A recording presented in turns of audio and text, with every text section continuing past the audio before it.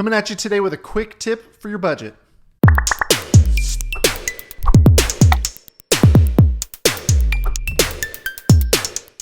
What's up, everybody? Craig here. I'm a financial coach who loves helping people break the check-to-check cycle so they can finally find some peace of mind when it comes to their money. Now, budgeting, especially for the first time, can be a tricky subject, right? Trying to pinpoint those numbers, trying to come up with what would a real budget look like. So if you are budgeting for the very first time, or if you maybe haven't budgeted in a while and you're just getting back on the budgeting bandwagon, I want to help you figure out what numbers to start with. Now, some numbers are super easy. Your bills, your rent, your mortgage, your utilities, those are what they are. They're charged every month and you can just plug those into the budget. Look up your past billing statement and see what they are. Some expenses, however, are a little more complicated, like your groceries or your gas bill or your restaurant money. Now, what I want to do is save you some time and effort and say, do not go look through your bank statements. Okay, don't go trying to look back to last month and the previous months to see what you've been spending. Number one, it's a headache. Number two, it's a waste of time. And I'll tell you why. What we're doing is you're looking back to see what you've been spending. But here's the problem. Those months, you weren't budgeting.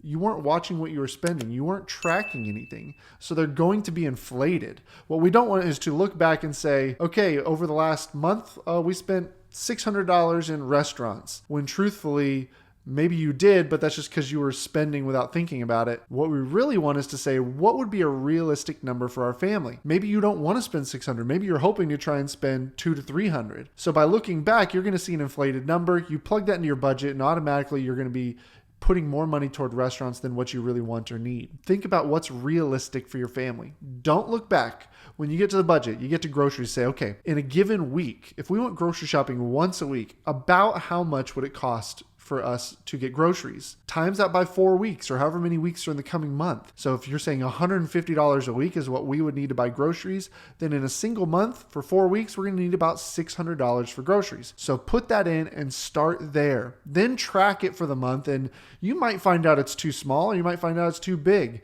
and then we can adjust it for next month. But by looking back at the last month again, you might see that you spent $1,200 and that might be overkill. You may not need that much money. By setting that bar that high, you're going to just automatically spend to that number. We want to try and bring it down and think through realistic amounts. Restaurants. How many times per week would be realistic for us to go out to eat? How much do we want to spend each time? Come up with a number. If it's $50 a week, budget $200 a month for restaurants. Let me know your thoughts. Are you budgeting for the first time? How are you coming up with your numbers? If you need some help with your personal finances, that's what we do. We have a coach who is trained and specializes in making budgeting something that sticks, not something you give up on after a week or two or after a month, but something that becomes a habit, something that's going to propel you towards your goals. Our coaches, we help you figure out where you want to be.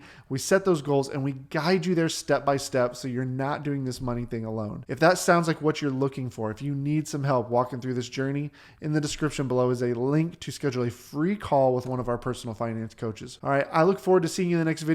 Be sure to subscribe and like this, and I will see you next week.